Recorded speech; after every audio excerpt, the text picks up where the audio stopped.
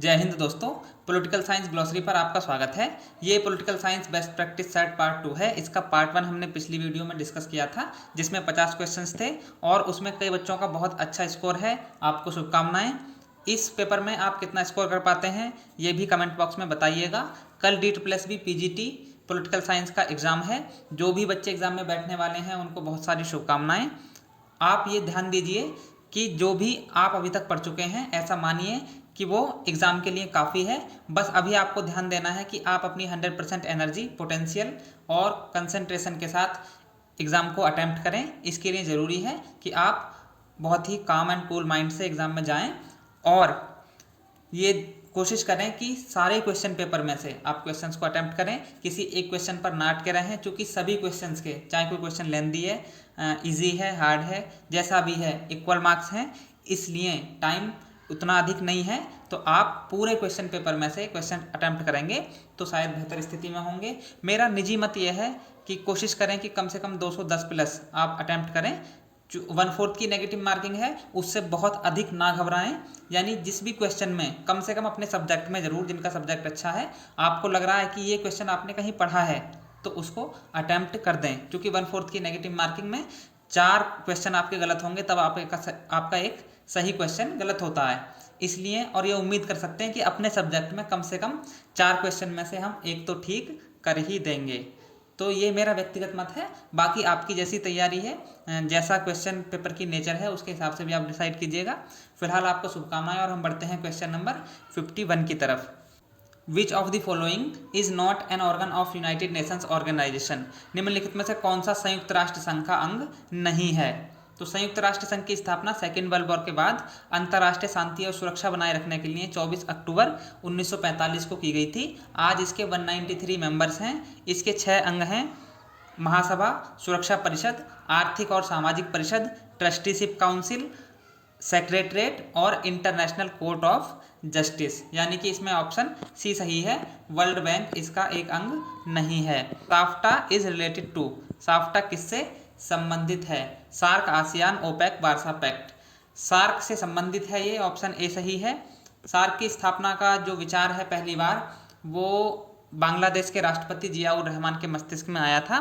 Finally 8 दिसंबर 1985 को इसकी स्थापना की गई और इसका मुख्यालय है नेपाल की राजधानी काठमांडू में। ओरिजिनली इसके 7 सदस्य थे: भारत, पाकिस्तान, नेपाल, भूटान, मालदीव और बांग्लादेश, श्रीलंका। अफगानिस्तान इसमें बाद में जुड़ा। अभी इसके 8 सदस्य देश हो गए हैं। आसियान की फुल फॉर्म है association of South East Asian Nations. 1967 में इसकी स्थापना की गई थी। ओपेक की फुल फॉर्म है organisation of petroleum exporting countries. और वार्सा पैक्ट ये सोवियत संघ के नेतृत्व में बने साम्यवादी गुट का एक सैनिक गठबंधन था, जबकि जो पूंजीवादी गुट था अमेरिका के नेतृत्व में, उसके 3 सैनिक गठबंधन थे: नाटो, सियाटो और सेंटो।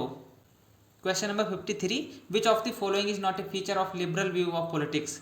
नीचे लिखी कौन सी मान्यता राजनीति के उदारवादी दृष्टिकोण की नहीं है?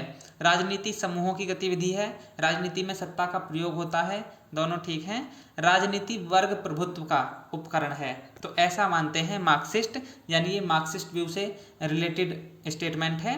राजनीति सामान्य हित को बढ़ावा देने का साधन है, ऐसा भी उदारवादी दृष्टिकोण के समर्थक मानते हैं। ऑप्शन सी सही होता है। Question number 54। Which one of the following statement is correct. निम्न में से कौन सा कथन सत्य है? जॉन रॉल्स ने अपने न्याय के सिद्धांत में आनुभविक विधि का प्रयोग किया। लेनिन उदार समाजवादी था। मार्क्स ने राज्य के प्राधान्य यानी हेजेमनी सिद्धांत का प्रतिपादन किया। गांधी जी ने संसदीय व्यवस्था का समर्थन किया। ऑप्शन ए इसमें सही आंसर है। जॉन रॉल्स ने अपने न्याय के सिद्धांत में आनुभविक विधि का प्रयोग किया। 1971 में उसने किताब लिखी थी, ये थियरी ऑफ जस्टिस, और उसकी आलोचना की 1974 में अपनी किताब एनार्की, स्टेट एंड यूटोपिया में रॉबर्ट नॉजिक ने। जहां जॉन रॉल्स एक इगलिटेरियन थिंकर हैं, वहीं रॉबर्ट नॉजिक एक लिबर्टेरियन थिंकर हैं। लेनिन क्रांतिकारी समाजवादी था और ये हेजेमनी थियरी जो है इसको दिया था नव मार्क्सवादी विचारक जो इटालियन थे एंटोनियो ग्राम्सी ने। उसने प्रिजन्स डायरी नाम की एक फेमस किताब भी लिखी है। गांधी जी ने संसदीय व्यवस्था का आलोचना की थी और उन्होंने ब्रिटिश संसद को वैश्या और बांझ भी कहा था। तो ऑप्शन ए इसमें सही हुआ। ये कथन और कारण वाले क्वेश्चन हैं। इसमें हमको 2-3 बातें देखनी होती हैं। सबसे पहले ये कि क्या दोनों कथन टेक्निकली करेक्ट हैं। दूसरी बात, जो कथन ए है क्या आर उसकी व्याख्या है या नहीं है, और उसी हिसाब से हमें अपने आंसर चूज करने होते हैं। देखते हैं, क्रांति व्यवस्था के विश्वासों और उद्देश्यों में पूर्ण परिवर्तन लाती है। इसका कारण इन्होंने बताया है, सन 1688 से 89 में ब्रिटेन में गौरवपूर्ण क्रांति हुई। तो ये दोनों स्टेटमेंट करेक्ट हैं, ए भी ठीक है और आर भी ठीक है, लेकिन जो आर है वो ए की व्याख्या नहीं है, इसलिए इसमें ऑप्शन बी ठीक होगा। ए और आर दोनों सत्य हैं, लेकिन आर ए की सही व्याख्या नहीं है। The core idea of ancient Greek political philosophy is, यूनानी राजनीतिक दर्शन का मूल विचार क्या है। सामाजिक समानता, व्यक्तिगत स्वतंत्रता, अच्छी जिंदगी या राज्य की प्रभुसत्ता। इसमें ऑप्शन सी सही है, गुड लाइफ का विचार ग्रीक पॉलिटिकल फिलॉसफी के मूल विचार में है। अरस्तु का भी आपने स्टेटमेंट सुना होगा, state came into the existence for the sake of life and continuous for the sake of good life, यानी कि राज्य जीवन के लिए अस्तित्व में आता है और सद्जीवन या अच्छे जीवन के लिए अस्तित्व में बना रहता है। The term one party dominance system was coined by which political scientist, एक दलीय प्रभुत्व प्रणाली को किस राजनीतिक विद्वान ने प्रतिपादित किया। मॉरिस जोन्स, रजनी कुठारी, अतुल कोहली या चार्ल्स टेलर। इसमें सही आंसर हैं रजनी कुठारी, जो भारतीय राजनीति के एक बड़े सिद्धांतकार हैं। इन सभी विद्वानों के बारे में हम ऊपर डिस्कस कर चुके हैं पहली वीडियो में, आपने वो देखी होगी तो आपको मालूम होगा। रजनी कोठारी ने भारतीय दलीय व्यवस्था का विश्लेषण करते समय इसको कांग्रेस सिस्टम भी कहा था, क्योंकि जिस समय वो विश्लेषण कर रहे थे उस समय लगभग पूरे देश में कांग्रेस का एक छत्र शासन था, इसलिए उन्होंने इसको एक दलीय प्रणाली, बहुदलीय प्रणाली, द्विदलीय प्रणाली कहने से बेहतर था उन्होंने कांग्रेस प्रणाली ही कह दिया था। The slogan of relevance and action was adopted by the following, प्रासंगिकता और एक्शन का नारा किसके द्वारा अपनाया गया था। Behavioural approach, traditional approach, post behavioural approach या हिस्टोरिकल अप्रोच। आपको मालूम होगा कि अमेरिकन पॉलिटिकल साइंस एसोसिएशन के 65वें अध्यक्ष भाषण से 1969 में उत्तर व्यवहारवाद की उद्घोषणा करते समय डेविड ईस्टन ने यह कहा था कि जो पॉलिटिकल साइंस की रिसर्च है वो एक तो प्रासंगिक होनी चाहिए और उसको एक्शन ओरिएंटेड होना चाहिए। ऑप्शन सी सही होता है। इसी में उन्होंने प्रासंगिकता के 7 नियम भी दिए थे, जिसमें सबसे पहला था सब्सटेंस मस्ट प्रीसीड दी टेक्निक, सार को तकनीक से पूर्व होना चाहिए। इस पर हम अलग से भी डिस्कस करेंगे किसी वीडियो में। अभी आगे बढ़ते हैं। Which one of the following countries introduced universal adult franchise in one go, ये बहुत महत्वपूर्ण क्वेश्चन है, नेट के एग्जाम में भी आया है। निम्न में से कौन से देश ने एक ही बार में वयस्क मताधिकार लागू कर दिया था। आपको मालूम हो अमेरिका में, ऑस्ट्रेलिया में, यूके में ऐसा नहीं हुआ था, वहाँ पर महिलाओं को मतदान का अधिकार प्राप्त करने के लिए लंबा संघर्ष करना पड़ा था। लेकिन भारत एकमात्र ऐसा देश है दुनिया का जिसने पहले ही अटेम्प्ट में एक ही बार में, जैसे ही संविधान लागू हुआ 26 जनवरी 1950 को, सभी वयस्क नागरिकों को बिना जाति, धर्म, रंग, लिंग के भेदभाव के सार्वभौम वयस्क मताधिकार दे दिया था, यानी सबको मत का अधिकार दे दिया गया था। लेकिन इसमें एक पॉइंट और है, उस समय मतदाता की आयु रखी गई थी 21 वर्ष। बाद में 61वें संविधान संशोधन अधिनियम 1989, राजीव गांधी उस समय प्रधानमंत्री थे, तो उसके द्वारा मतदान की आयु 21 से घटाकर 18 वर्ष कर दी गई थी। क्वेश्चन नंबर 60, निम्न में से कौन बहुल या भारित मतदान, प्लूरल और वेटेज वोटिंग की बात करता है। Bentham, JS. Mill, TS. Green या इमैनुअल कांट। ऑप्शन बी सही है इसमें, जे.एस. मिल। वो ये कहता है कि जो लोग ज़्यादा टैक्स पे करते हैं और जो ज़्यादा पढ़े लिखे हैं उनको एक से अधिक मत देने का अधिकार होना चाहिए, क्योंकि यही वो लोग हैं जो बहुत रेशनल होकर, बहुत तार्किक होकर मत का प्रयोग करते हैं। लेकिन ये उसका जो तर्क है कहीं ना कहीं लोकतंत्र के विरुद्ध जाता है, चूँकि लोकतंत्र राजनीतिक समानता में विश्वास रखता है और जिसका मूल मंत्र होता है एक व्यक्ति एक मत। Brexit related to which country, Brexit किससे संबंधित है। यूनाइटेड किंगडम, यूएसए, ब्राज़ील या फ्रांस। ऑप्शन ए इसमें सही आंसर है, ये ब्रिटेन से संबंधित है। यूरोपियन यूनियन से ब्रिटेन के अलग हो जाने को ही ब्रेग्जिट कहा गया है। आपको मालूम होगा 2016 में यूनाइटेड किंगडम में एक जनमत संग्रह कराया गया था, जिसमें 51.89% लोगों ने ये कहा था कि ब्रिटेन को EU यानी यूरोपियन यूनियन से अलग हो जाना चाहिए। ऑफिशियली 31 जनवरी 2020 को ब्रिटेन इससे अलग हो गया है। इसी को ब्रेग्जिट कहा गया है।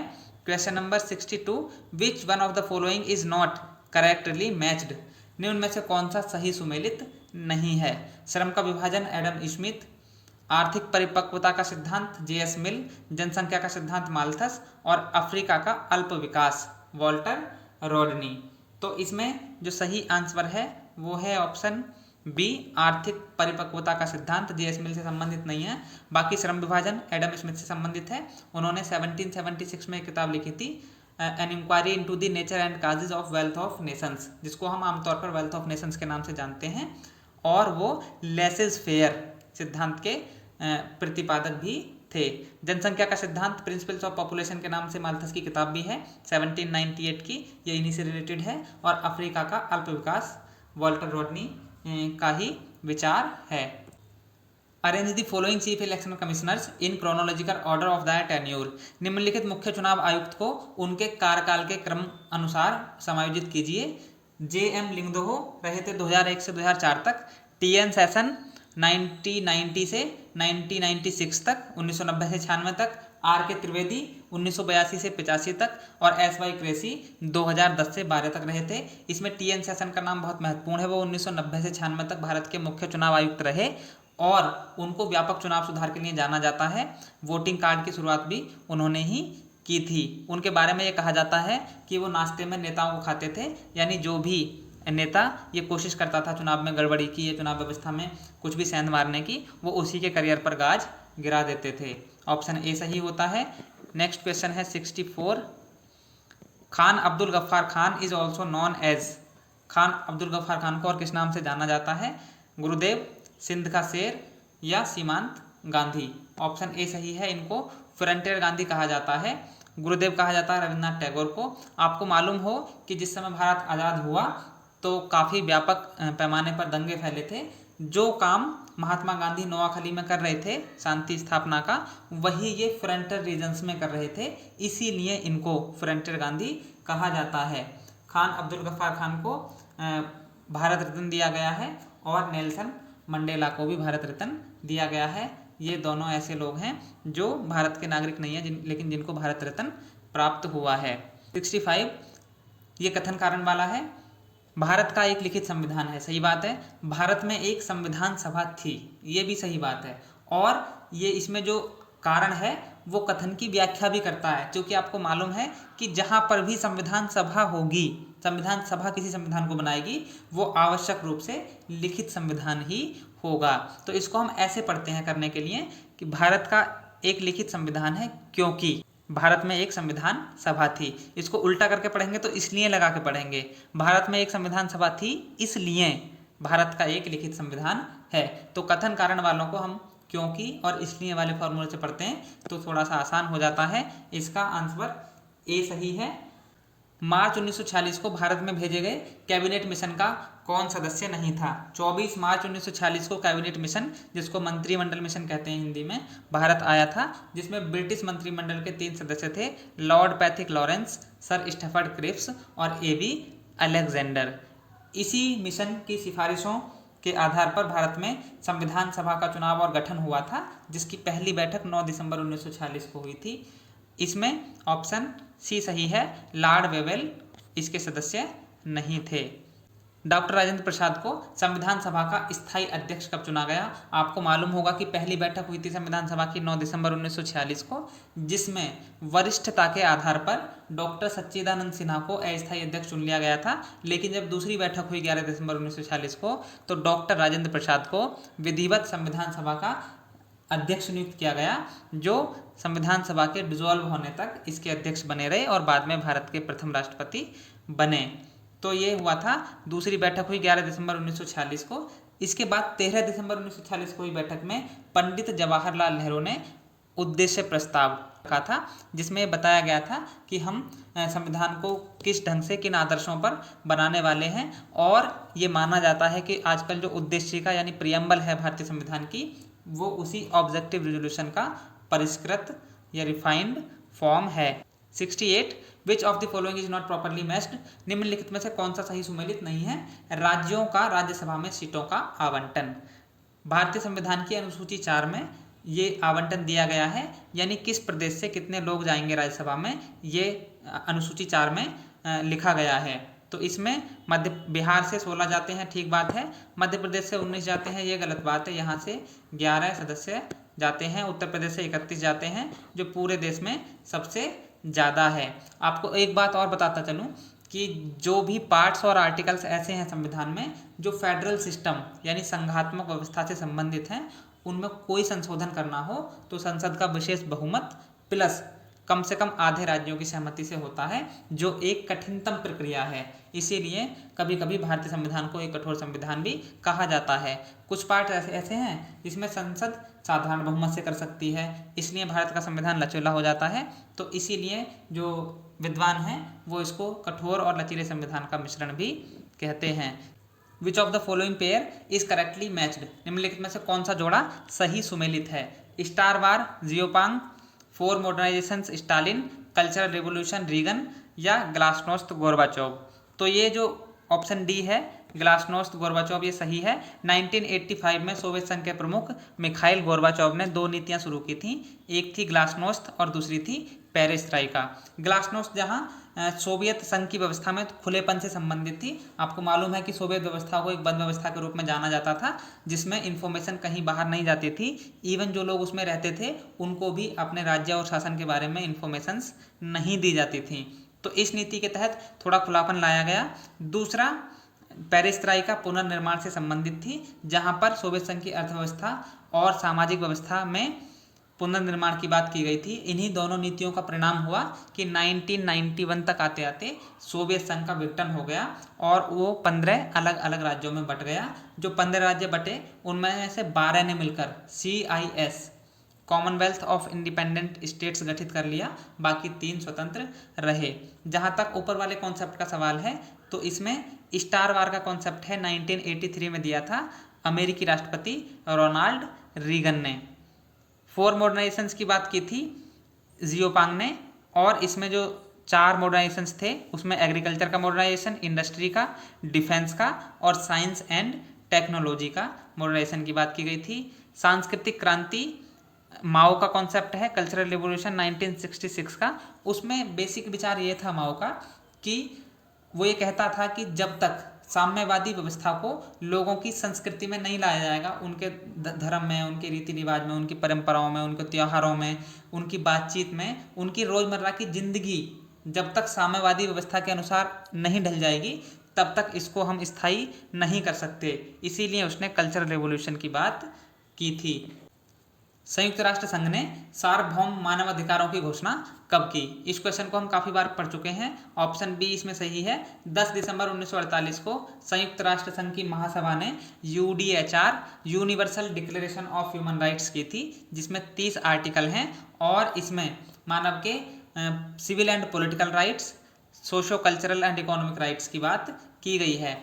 ये जो चार्टर है 30 आर्टिकल्स का, इसको एलेनोर रूजवेल्ट की अध्यक्षता में गठित एक कमेटी ने तैयार किया था और इसकी घोषणा की थी 1948 में 10 दिसंबर को संयुक्त राष्ट्र संघ की महासभा ने। इसीलिए 10 दिसंबर को हम मानव अधिकार दिवस के रूप में भी मनाते हैं। भारत में मानव अधिकार आयोग की स्थापना हुई थी 1993 में। Question number 71, the World Trade Organisation was designed to. विश्व व्यापार संगठन का गठन इस उद्देश्य से किया गया था: अंतर्राष्ट्रीय व्यापार का पर्यवेक्षण करना और उसे उदार बनाना, राजनीतिक विवादों का निपटारा करना, स्ट्रेटेजिक नीतियों को बनाने में पहल करना। इनमें से कोई नहीं। ऑप्शन ए इसमें सही आंसर है, अंतर्राष्ट्रीय व्यापार का पर्यवेक्षण करना और उसे उदार बनाना। आपको मालूम हो कि इससे पहले 1948 से एक संस्था चली आ रही थी, general agreement on tariffs and trade, GATT।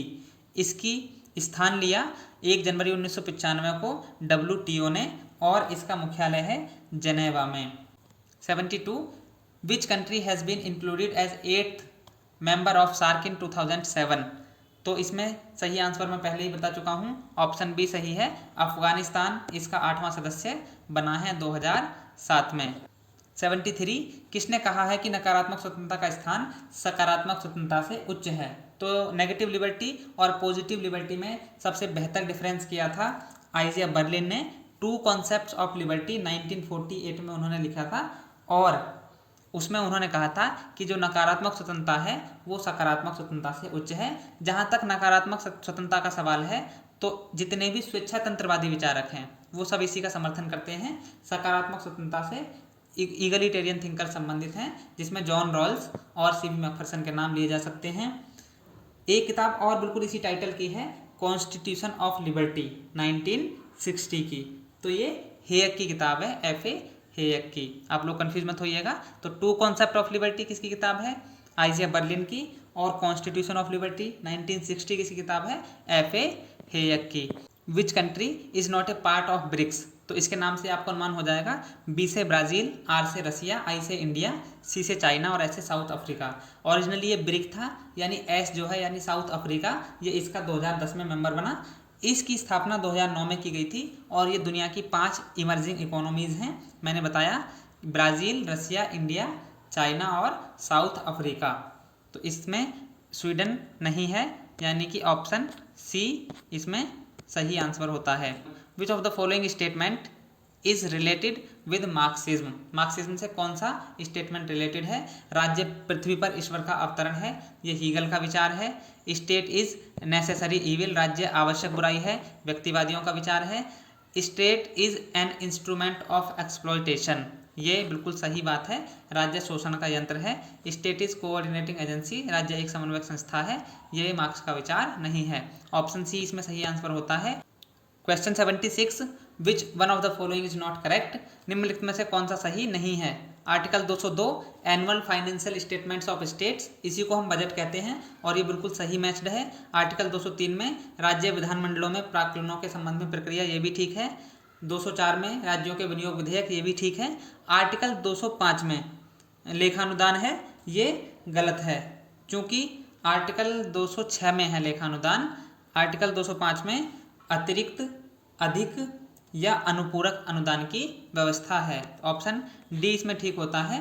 ये जो आर्टिकल 202 है इसमें यदि आप 90 माइनस कर दोगे तो संघ सरकार का बजट आएगा और ये 90 और 89 का जो फॉर्मूला है इसको मैंने एक अलग वीडियो में बताया हुआ है, बहुत छोटी 4-5 मिनट की वीडियो है, उसको समझ करके आप कम से कम 50 से 60 अनुच्छेद आसानी से याद कर सकते हैं।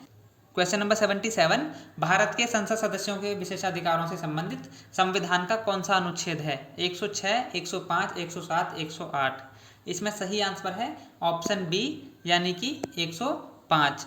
इसमें न केवल संसद के सदस्यों के बल्कि इसमें संसद के सदनों के, सदस्यों के और समितियों के सभी के विशेषाधिकार हैं।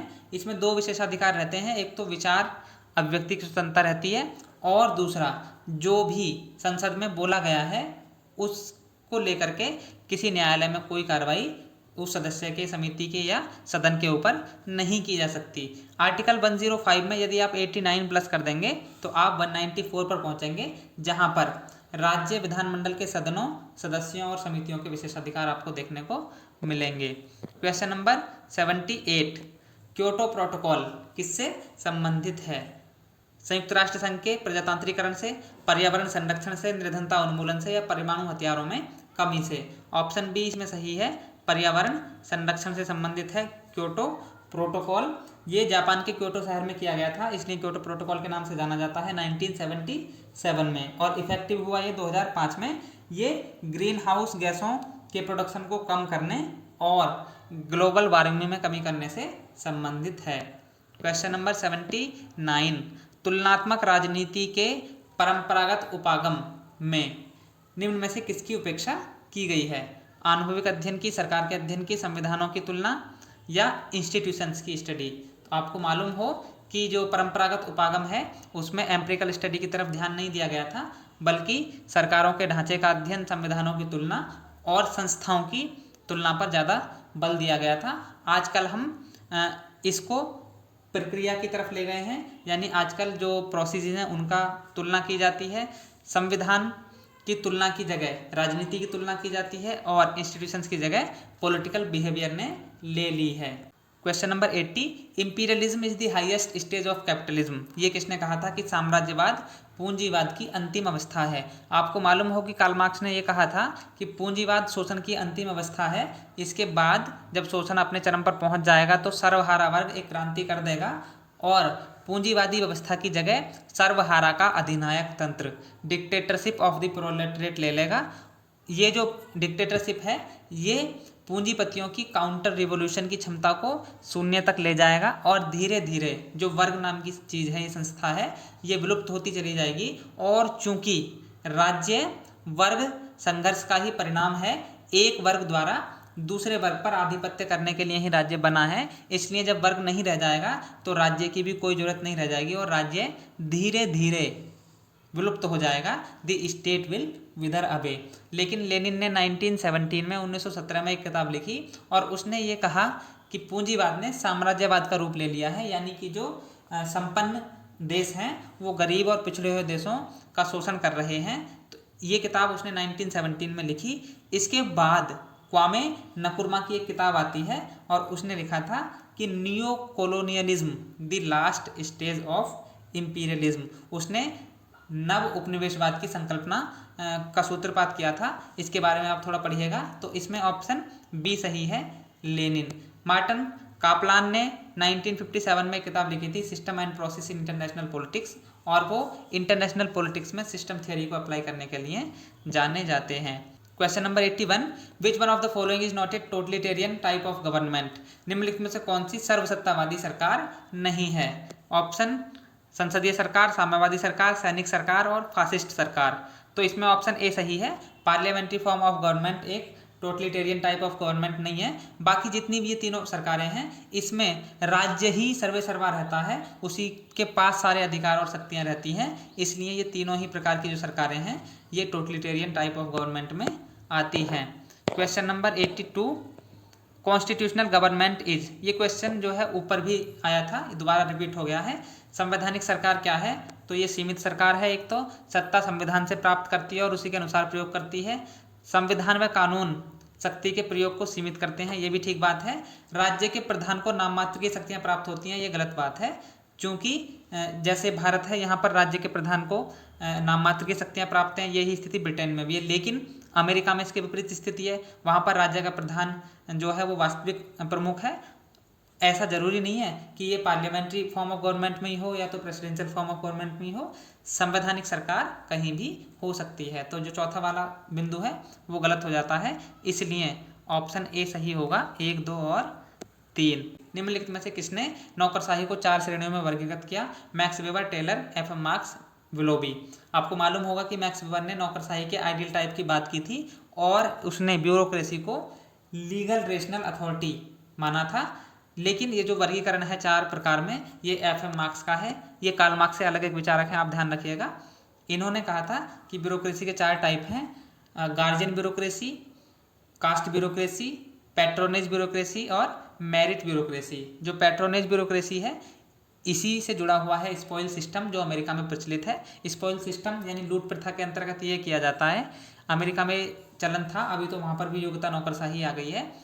उसमें ये चलन था कि जिस भी दल की वहाँ पर सरकार बनती थी उसी के समर्थक लोगों को बड़े बड़े जो प्रशासनिक पद थे वो दे दिए जाते थे।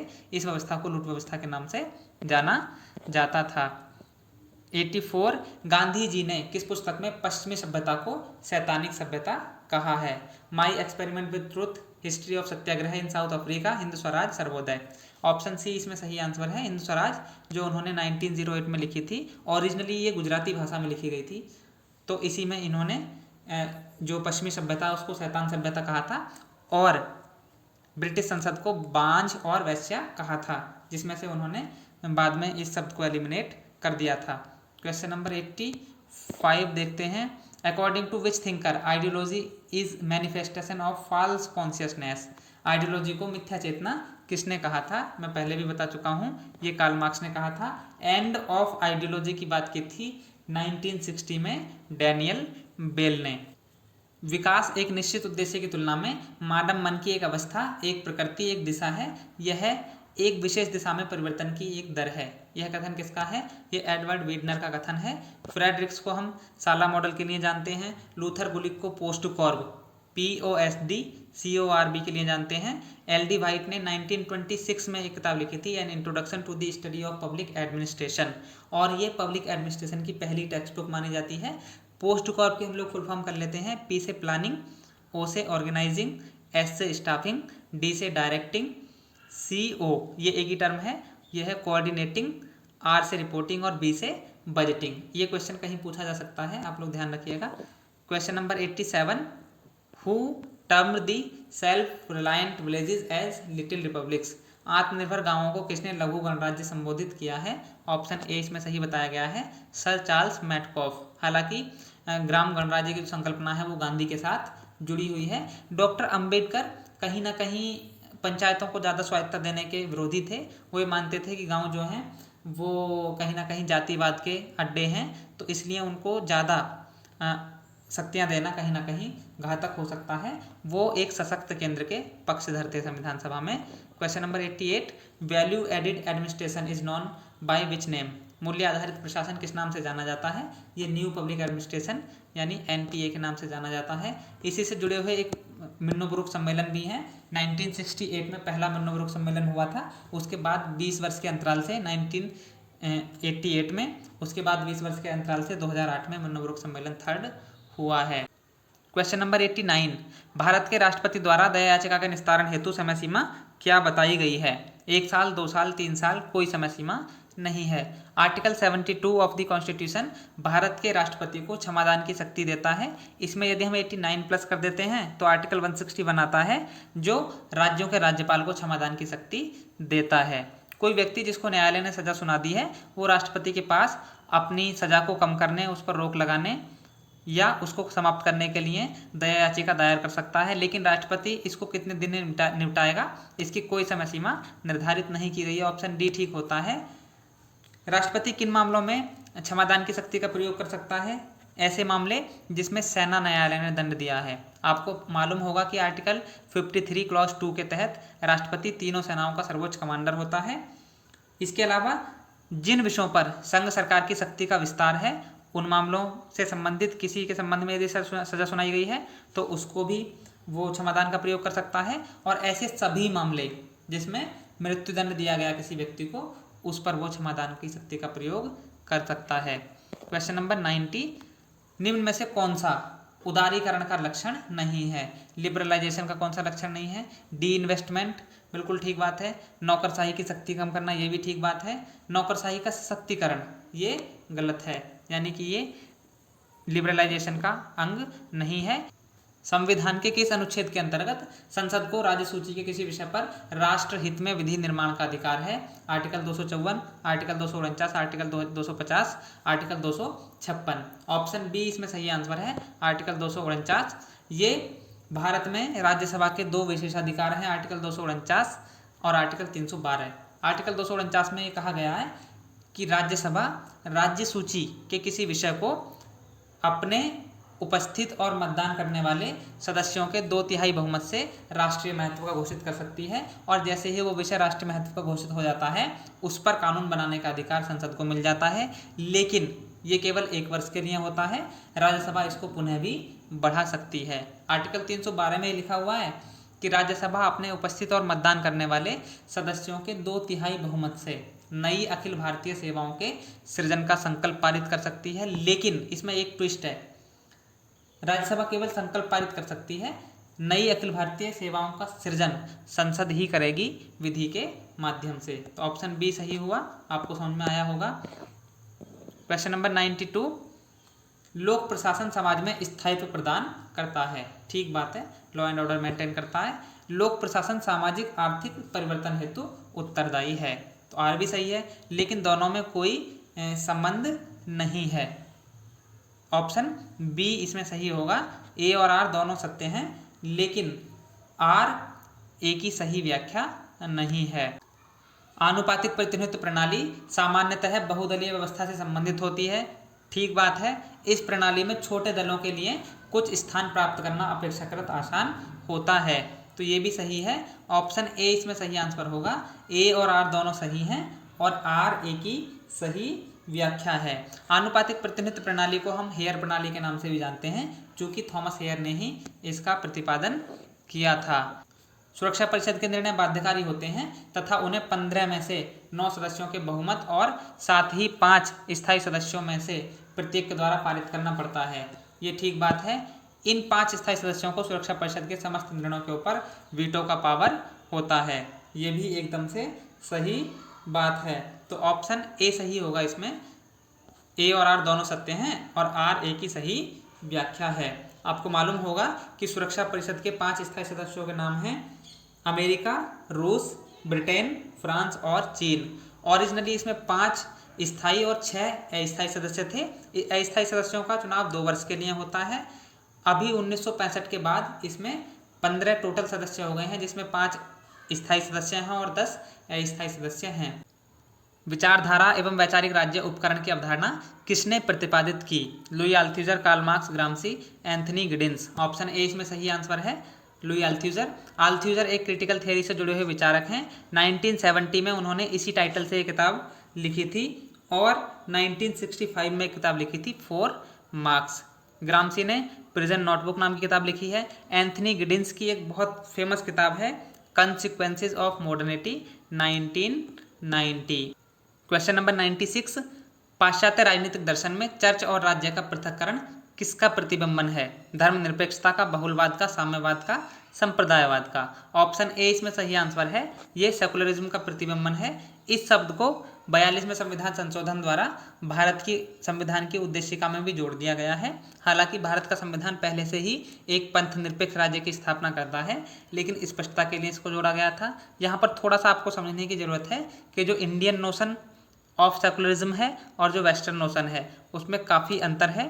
भारत की धर्मनिरपेक्षता की अवधारणा को पंथ निरपेक्षता ही कहना ठीक होगा, इसीलिए ऑफिशियली यहाँ पर सेकुलरिज्म शब्द का जो हिंदी ट्रांसलेशन है वो पंथ निरपेक्षता है, धर्मनिरपेक्षता नहीं है।